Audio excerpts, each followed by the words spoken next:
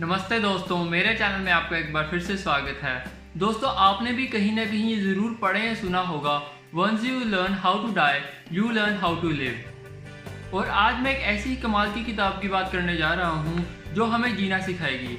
और इस किताब का नाम है who will cry when you die, जिसे लिखा है मेरे one of the favourite author Robin Sharma ने। इस किताब में ऑथर ने 101 ऐसे पावरफुल लेसन्स बताए हैं जो कि हमें अपनी लाइफ की कॉम्प्लेक्स प्रॉब्लम्स को सॉल्व करने में हेल्प करेंगे, फिर चाहे वो स्ट्रेस हो या फिर सोशल और पर्सनल रिलेशनशिप की प्रॉब्लम्स। किताब लगभग 220 पेजेस की है और इस किताब का साइज भी काफ़ी छोटा है, तो आप इस किताब को आराम से 3 या 4 दिनों में ख़त्म कर लोगे। तो अभी मैं आपको इस किताब में से अपने कुछ फेवरेट 5 लेसन्स की समरी बताऊंगा जो कि आपको लाइफ में काफ़ी हेल्प करेंगे। आगे बढ़ने से पहले अगर आप मेरे चैनल पर पहली बार आए हैं और आप भी किताबें पढ़ने का शौक रखते हैं तो प्लीज़ मेरे चैनल को सब्सक्राइब करें और वीडियो को लाइक भी करें, क्योंकि मैं अपने इस चैनल पर कई सारी फेमस और नई बुक्स का रिव्यू लाता हूँ जो कि आपको काफ़ी हेल्प करेंगी।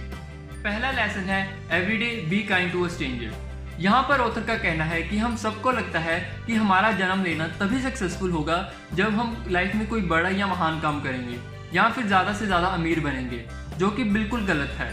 ऑथर यहाँ पर कहते हैं कि एक मीनिंगफुल लाइफ कई सारे छोटे छोटे डेज को मिलाकर बनती है, जहाँ हम रोज़ किसी न किसी की हेल्प करते हैं और दूसरों की खुशियों का कारण बनते हैं। हर एक इंसान जो हमारी लाइफ में आता है वो हमें कोई ना कोई लेसन सिखाकर ज़रूर जाता है, तो क्यों ना हम भी इस अपॉर्चुनिटी का फ़ायदा उठाएं उस इंसान की किसी न किसी तरह हेल्प करके। यहाँ पर ऑथर हमें थोड़ा सा क्रिएटिव होने के लिए भी कहते हैं, जैसे कभी हम बस में जाते हुए अपनी सीट किसी बुजुर्ग को ऑफर कर सकते हैं, किसी गरीब को खाना खिला सकते हैं या फिर किसी ज़रूरतमंद को लिफ्ट भी दे सकते हैं।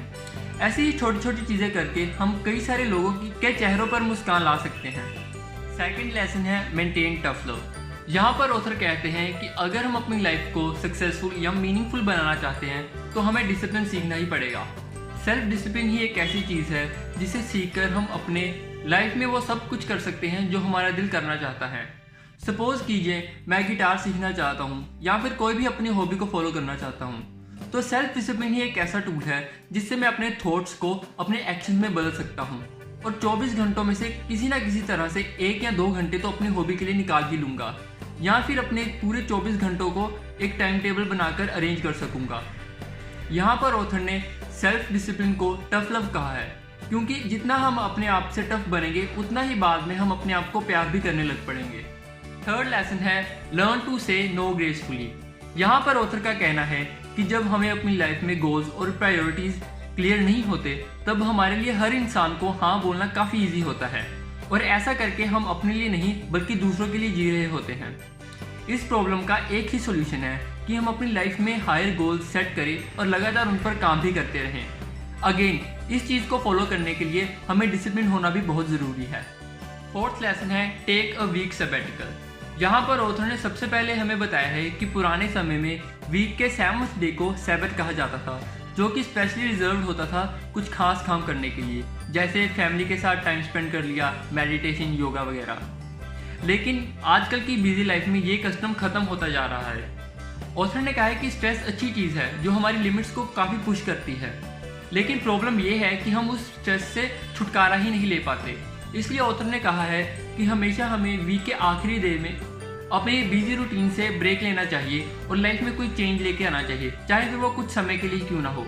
इस समय हम अपनी फैमिली के साथ कहीं घूमने जा सकते हैं या फिर कोई अच्छी बुक रीडिंग कर सकते हैं या फिर योगा वगैरह भी फॉलो कर सकते हैं, और ये हमारे माइंड को फ्रेश रखने में भी हेल्प। फिफ्थ लेसन है गेट गुड एट आस्किंग। इस लेसन की शुरुआत ऑथर ने एक चाइनीज प्रोवर्ब के साथ की है, जो कि है he who asks may be food for 5 minute but he who doesn't is food for ever.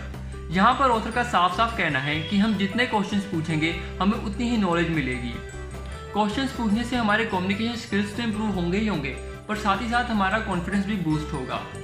इसलिए हमें बिना शर्म के या फिर बिना झिझक के अपने क्वेश्चंस पूछने चाहिए, पर साथ ही साथ ये भी याद रखना चाहिए कि वो क्वेश्चन थोड़ा वैलिड हो और सिचुएशन के मुताबिक हो। तो दोस्तों, ये थे मेरे कुछ फेवरेट लेसन्स इस बुक में से। इसके अलावा भी इस बुक में कई सारे लेसन्स दिए गए हैं, तो मैं पर्सनली आपको सजेस्ट करूंगा कि आप ये बुक पर्सनली रीड करें और साथ ही साथ इस किताब के नोट्स भी बनाएं। लैंग्वेज की बात करूं तो बुक में लैंग्वेज काफ़ी इजी है और कोई भी इसे बहुत ही आसानी से पढ़ सकता है। इसके अलावा ये बुक हिंदी में भी अवेलेबल है, तो अगर आप हिंदी में पढ़ना चाहते हैं तो हिंदी में भी आप इस किताब को बाय कर सकते हैं। जो चीज़ मुझे इस बुक में सबसे ज़्यादा अच्छी लगी वो ये है कि ये बुक एक मैग्नेट की तरह है। जैसे ही आप इस बुक के 1-2 चैप्टर्स पढ़ोगे तो आप इस किताब के साथ इतने अटैच हो जाओगे कि आपको पता भी नहीं चलेगा कि कब नेक्स्ट चैप्टर आ रहा है। इस बुक में चैप्टर्स थोड़े ज़्यादा हैं, तो मेरा पर्सनल सजेशन है कि आप इस बुक के नोट्स बनाते रहें साथ ही साथ, और कम से कम इस बुक को 2 या 3 बार तो ज़रूर रीड करें।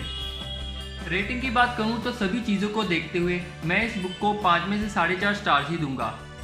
आधा स्टार मैं सिर्फ इसलिए काटूंगा क्योंकि इसमें कुछ चीज़ें रेपिटेटिव है जो कि आपको बाकी सेल्फ हेल्प बुक्स में भी मिलेंगी।